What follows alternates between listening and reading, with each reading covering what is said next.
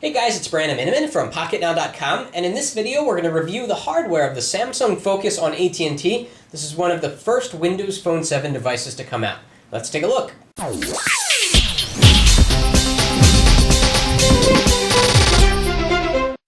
So this device is slated towards people that want a big screen, maybe not as big as the HTC HD7 on T-Mobile, but something substantial. This is a 4-inch screen, a very good size, the same size screen that is used on the Galaxy S devices. In fact, it's the same screen. It's the Super AMOLED 800 by 480 display. So let's walk around the device a little bit and see what we have.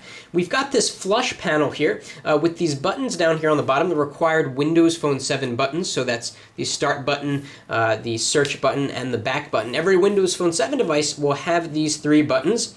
Up here, we've got, of course, the speaker grill, and if you look closely, a proximity sensor and a light sensor.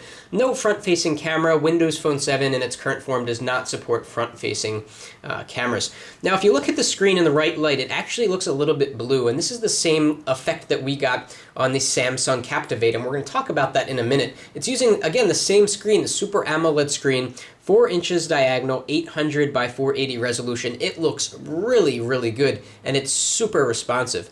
Turning over to the sides are adorned in nice chrome, typical of an AT&T device. We have this chrome strip that gets skinnier and skinnier as it goes down and stops towards the bottom. Volume rocker, nicely placed along the side here. On the bottom is the microphone, and here's a little bit of a ledge that you can put your fingernail into to take off the back battery cover. We'll talk about that in a second. Here's the dual-action camera button that is required on all Windows Phone 7 devices. And what's cool about Windows Phone 7 is that you can launch the camera application without unlocking the device. So if I want to take a quick picture, I tap and hold, the phone vibrates, and it launches into the camera application. We can take some picture of the desk. Not so fun. But very, very handy feature. In fact, I've used it many times. Walking down the street, I see a nice tree, foliage, want to take a picture, don't want to unlock the device, open the camera application. One touch here gets you there. Here is the standby button. Over on the top, we have 3.5mm headphone jack for audio. And of course, we have the micro USB port here for syncing and charging behind a little battery door. Some people like doors, some people don't. I think it's a nice touch to keep it clean. Now, one bit of concern here with this flat panel on the front, this flush panel, of course it picks up fingerprints as you're seeing now, but I'm starting to get a little bit of dust accumulation around the edges of the screen. And some devices with flush screens can pull this off without accumulating dust, and some can't. It looks like, unfortunately, the Samsung Focus is one of those devices you're going to have to keep clean a lot and keep away from pocket lint if you don't want the edges to accumulate with dust. So just a little note there. Let's go over to the back here. We have the 5-megapixel camera with the single LED flash. There's the speaker grill for the speakerphone. Have a really nice contour on the back. This is really cool. It's kind of a sliver design where it tapers down towards the sides, and you get this nice little, almost a racing stripe. Very cool. We have the Windows Phone branding, and let's pop off the back battery cover.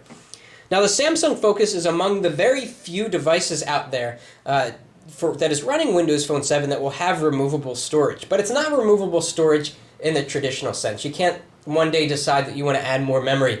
If you want to add more memory, it's going to hard reset your phone. You're going to have to start over from the beginning.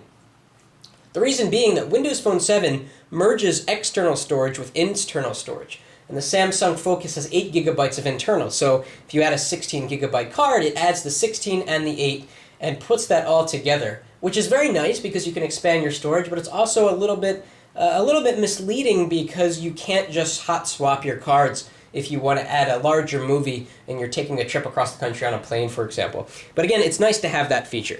So here we've got a little notification that says stop and read the quick start guide because they don't want you to hard reset your phone accidentally.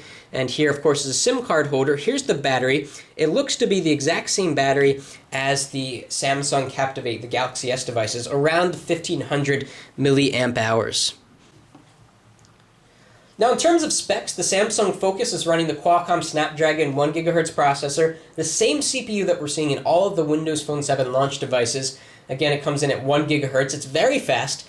The phone only has 256 megabytes of RAM compared to the Galaxy S devices, which are around 512. Now, the Samsung Focus, when we went to New York City, felt like one of the fastest Windows Phone 7 devices, despite having less RAM. So don't let that 256 number deter you, because it really doesn't matter that much. It's a very, very fast device, and the screen is super responsive coupled with the software to make it feel very, very fast. So let's take a look at the Samsung Focus next to the Samsung Captivate. They both have the same exact screen. In fact, if we turn it on, you're going to see that same level of really, really high contrast. And I know it's hard to compare apples to oranges here because you're looking at different things, but just kind of get a sense for the clarity of both of these screens is just tremendous. The Super AMOLED screen has really, really good outdoor visibility, really good contrast. The colors are explosive compared to standard LCD technology, and it looks just really, really good.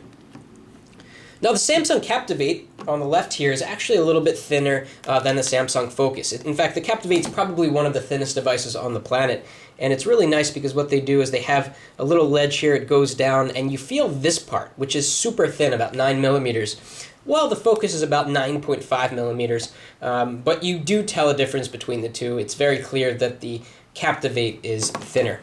And everything else is in the same exact spot, coincidentally. So on the left side, volume rockers over there. The button for standby is the same. The Captivate doesn't have, of course, a camera button here. And on the top, everything is the same here. It's basically the same device, but running Windows Phone 7, a different processor, and a little bit less RAM.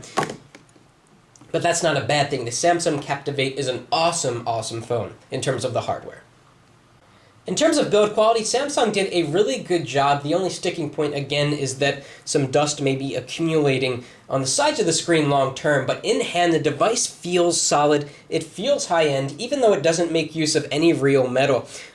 Everything you see here is plastic, unfortunately, even this ring around the camera. The screen is glass, obviously. It feels very, very firm, a lot firmer than you'll get on other phones that run Android, or even some of the other Windows Phone 7 devices. That was one of the things we liked best about the Focus, was the feel of the screen. It's just tremendously sensitive, and it requires an extremely light touch to operate. So a very, very high quality screen, a very high quality feel in hand, and overall a really good device in terms of hardware. They did a great job at making this into a sleek looking Windows Phone 7 device.